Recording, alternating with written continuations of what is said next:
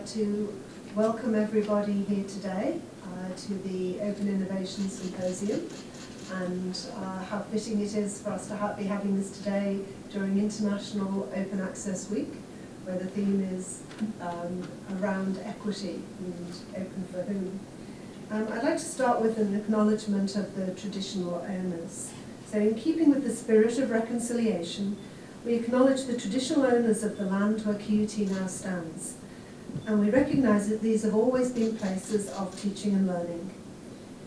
We wish to pay respects to the elders, past, present and emerging, and acknowledge the important role Aboriginal and Torres Strait Islanders people continue to play within the QUT community. Okay, so we have a very full and interesting programme today, and I'd like to invite our first speaker, Professor Ginny Barbour, to come to open the session. So I'll just say a little bit about Ginny's background. So Professor Barbour is Director of the Australasian Open Access Strategy Group and is an advisor to the Library and the Office of Research Ethics and Integrity here at QUT. She was one of 3 founding editors of PLOS Medicine and became the Editorial Director for Medicine and Biology at PLOS. She's participated in many publishing and ethics initiatives, including DORA, the International Advisory Board, and the NHMRC Research Quality Steering Committee, and is a past global president or chair of COPE, the Committee on Publication Ethics. And Ginny's going to talk about ensuring that open scholarship maximises equity and benefit across education. So welcome, Ginny Barbour.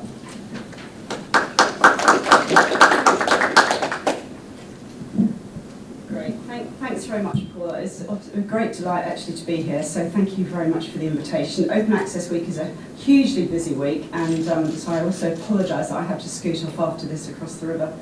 After the first session. I work with Paula and the rest of the research support team over at QUT Library, and I just want to sort of acknowledge what a fantastic set of skills we have here at QUT in open scholarship, not just within the library but also within everybody who works within this kind of area across the university. It's a real sort of powerhouse, so great pleasure to be here, thank you.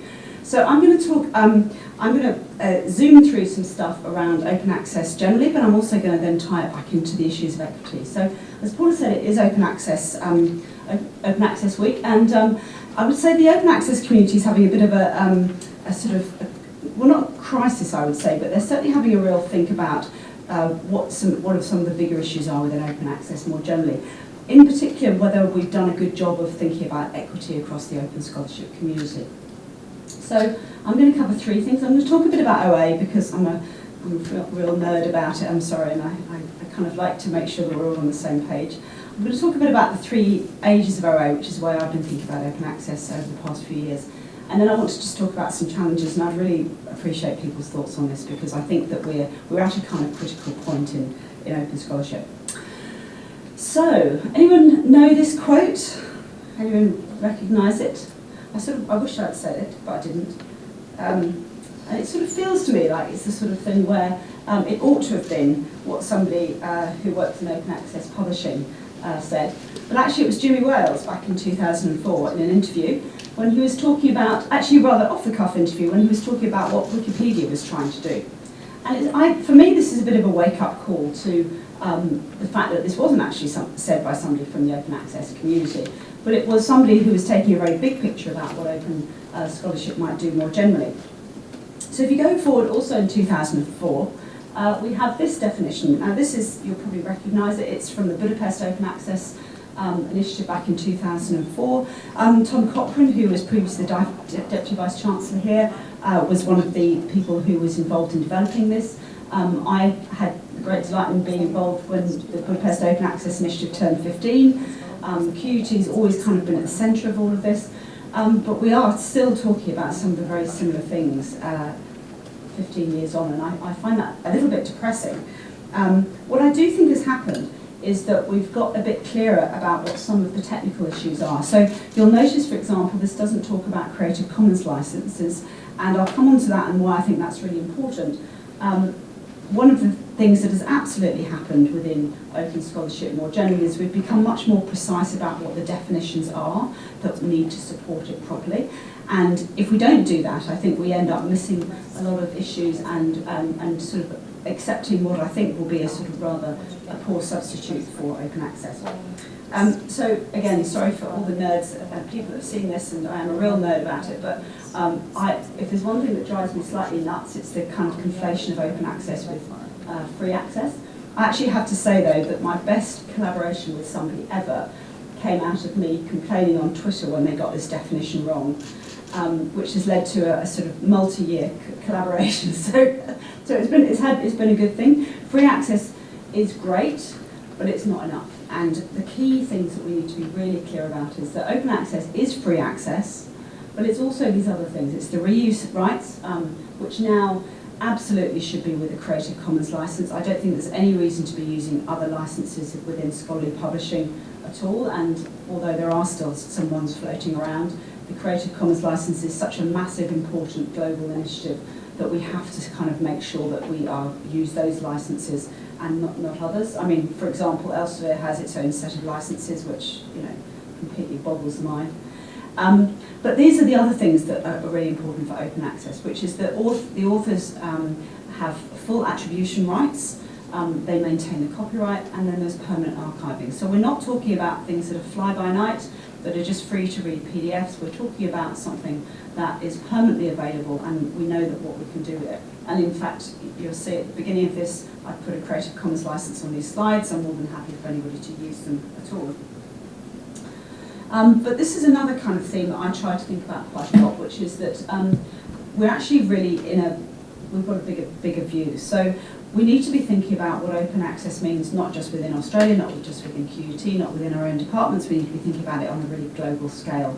And this is a sentence that I keep adding to and taking adjectives out of and putting them into. But the key things I'll highlight from today are about equity, about the importance of curation, about the need to have trusted publications within the research ecosystem, but also that we have to be really clear that this diversity is needed. And so that's why I'm going to come on to talk about open educational resources at the end and try and fold it all in. Because often what happens, I've found in some of the conversations we're having nowadays, is people are sort of trying to divide and conquer, saying, well, open access is over here, and open data is over there, and open educational resources are over there, and nobody's thinking about it. In fact, I was over at the meeting that's going on at the Convention Centre at the moment is e-research, and Rosie Hicks, who's the new CEO of the Australian Research Data Commons, gave a great keynote presentation on the first day, and she said it's not e-research anymore, it's just research. You know,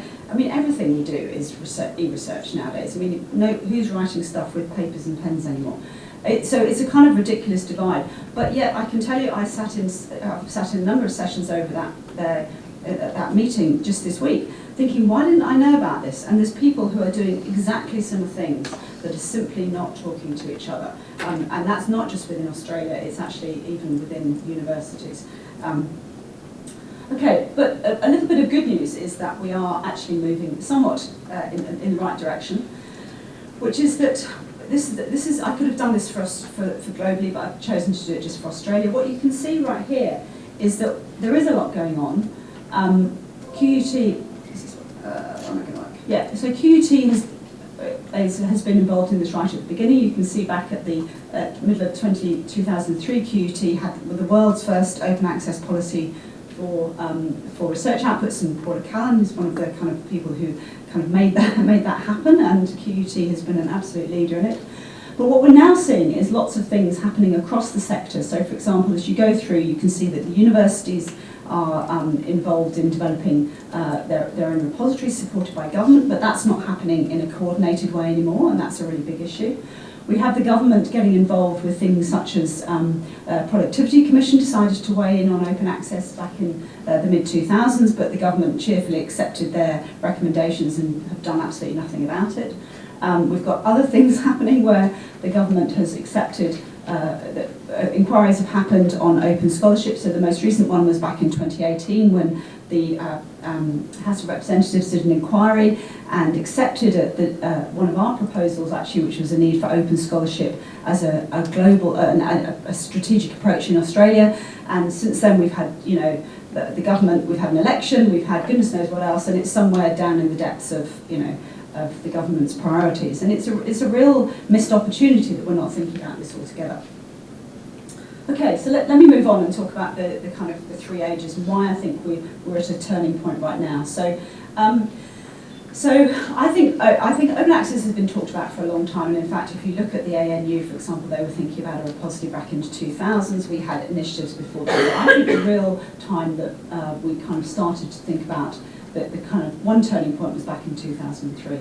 So here's the Budapest Open Access Initiative again, and here they kind of, I really love this one because I actually sort of wish we could kind of stick to this more, this kind of concept that we have this old tradition and the new technology have converged to make something amazing possible. We still haven't got there. I mean, this was a very early idea that was, you know, really aspirational, was still not there. We actually thought it was going to be really easy at the time. I was involved at the Public Library of Science at the time. We started a bunch of open access journals. We thought, well, that's it, you know, we've done it, you know, we can go home now. And here we are 15 years later and we still can't go home. Because this is what happened. So I think there was this missed opportunity of 10 years really, when, I won't say which publisher this is, but you can probably guess. It was actually a submission to the House of Commons inquiry back in 2004, and they basically said that open access was going to destroy scholarship. And the trouble was we believed them for quite a long time, or a lot of people believed them, and they basically fought, and I do think it was trench warfare, they fought hand and foot to stop this happening. And in fact, it's even happening now in what I see with some new, with people bringing up their own definitions of open scholarship. They're trying to do it, it's being done because people want to try and confuse the issue and delay progress. And I think we have to be very aware of that. So but the good thing is, I think we're back in 2014, then some big things started to happen. So the first one that I think was really important was the Open Access 2020 initiative, which, as you might imagine, has a kind of aspirational aim of making everything open by 2020, which is just next year. They're not going to do it globally, but in fact, where this came from, it was initiated by the Max Planck Institute in Germany. They actually are going to have pretty close to full open access within their institution by 2020, because they pursued an absolutely relentless approach to negotiations with publishers that has changed the whole landscape. But, you know, just to remind you where else we're going is in 2019. And why it's become such an issue more globally that we think more widely is the idea that we have not really thought about what the wider implications are of open. So this was the blog that announced Open Access Week in 2019 that was written by the people at SPARC, the Scholarly Publishing and Open Academic Resources Coalition in the US, who we collaborate with. And this is kind of a bit of a heartfelt cry, because one of the things that has absolutely happened, not just with OA 2020, but with other initiatives such as PLOS, which I'm sure you've heard of coming out of Europe, is that there's been a real outpouring from people within the Global South particularly, which says that what happens next is likely to really actually damage potentially not only our access to research, but our ability to publish research. And it's really crystallised a whole set of issues around equity. Because the sad truth is that even with all these things that have been going on, open access is still far from the majority in Australasia. And if you look globally, it's not far off this kind of same average. It would be higher in the UK, for example, but that's for specific issues around how their funding is managed there. And this is pretty awful, I think. You know, we've literally been talking about this for 20 odd years. So, just to kind of go into why the technical stuff matters and why I think, then I'll lead on to the next kind of concept. So the first, I talked a bit about Creative Commons as being absolutely key to open access. Why do I think this matters so much? Is because when you start thinking about the overlap between open access and open scholarship and open education and all the possible uses of open, if you don't have the right license associated with it, or if you don't have any license associated with it, it is absolutely unclear what you can do with it, and I'll show you a specific example of that in a moment. where the key, and I don't need to talk to a group of lawyers about, you know, the importance of a legal code, but it is even more important, in my opinion, that the machine readable code, because that is the part that people are now using systematically to think about whether or not we can use research beyond just initial publications. So these are the three codes, layers of the open access license. So there's the legal code, the human readable code, and the machine readable code. And of course, even within Creative Commons, there are degrees of openness, and these very much affect what decisions people, how one can use research or publications afterwards. And interestingly enough, I mean, I think this is an example of where, you know, more choice is not necessarily good choice. So when I worked at PLOS, we made a decision at the very beginning that we would use the most open license for all our articles, the Creative Commons Attribution license. And the number of people that have complained about that in the last 20, 15 years is literally zero. I mean, literally. Whereas if you offer people a suite of more restricted licenses, they will automatically pick the most restrictive ones. And that's what, for example, Elsevier has done. And it's been really damaging. This is one of the examples about how people use this kind of quasi-choice thing to actually damage the usage of research. And that means that we have real problems with lack of equity. So where it has worked very well, I'll give the example of Wikipedia. So this, as you'll probably guess, I actually think that this has been a hugely important move in the democratisation of knowledge, and it's a shame that we haven't seen this more within open research more generally. Thomas Shafi, who's a great young postdoc at La Trobe University, talks very eloquently about open access. He runs a number of Wikipedia journals. And he talks, these are his slides. So he says, well, look, if we really want people to read information, is it a great idea to sort of make your theses open? Well, it's probably good, but, you know, on average, you know, how many people read a thesis? It's not a lot. Although, if you put them in QUT prints, there'd be many more. Median journal paper, it's 800. Top 5% journal paper, 3,000. Wikipedia, we're up to the 10,000s, and then, you know, top Wikipedia paper, get in excess of 1 million reads a year. So you could argue, why are we spending so much time on, you know, all open publications if we should just be putting it all on Wikipedia? Actually, I think we should be putting it all on Wikipedia. And if you're not editing Wikipedia in your area, you absolutely should be. It is incredibly important. And I think that, you know, if we don't sort of start to address this issue, what we're going to find is people will be using it more and more, but the information within it will be less and less accurate. But interestingly enough, if you make your research open access, it's more likely to be cited on Wikipedia. So there's kind of a bit of a virtuous cycle here. But the thing, one of the reasons why I think that we've failed in translating open access to open educational resources comes in the next couple of things I'm just going to show you. So this is a very interesting bit of work that was done in the UK, and where they looked at access to educational resources and how many of them were truly, how many resources that were built into education actually came from research where we really knew what we could do with them. So this was from the beginning of the introduction to the paper, and they point out that right at the beginning of the Budapest Open Access Initiative, you know, one of the ideas was not just providing access to scholars, but providing access to students.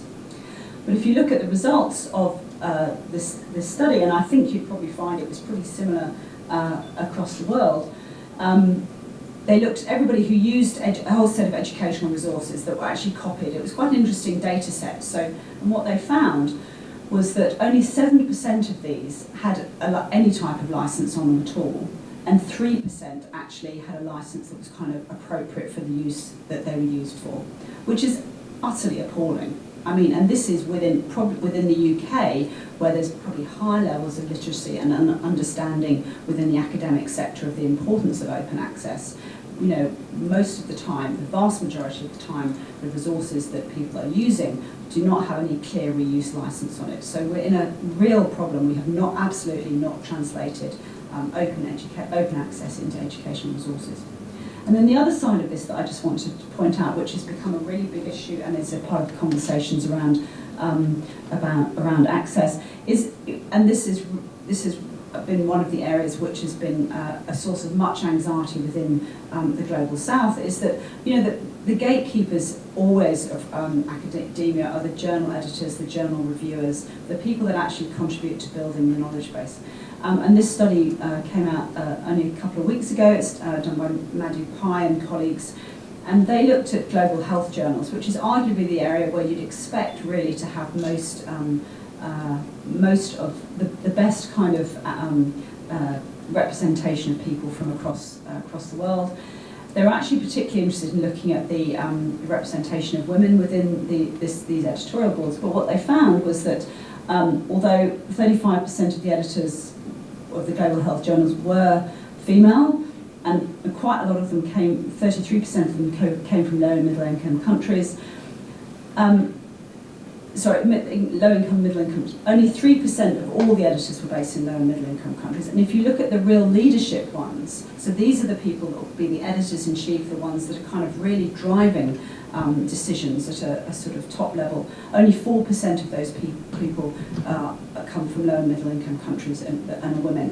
What does that mean? That means that what's going into these journals is absolutely not tapping into the resource of women from low and middle income countries, and these are the people that have all the access, have the knowledge within these communities. So there's a massive gap between the people that are creating the people that are actually creating research, influencing it, and but the ones that are publishing it. And I think it's a huge issue. And for example, some journals are now taking positive steps to say that they will have full representation, or increase their representation. The Lancet, for example, is aiming to have 50-50 women by 2020, but it's much harder to kind of think about actually getting people from outside your circle of influence.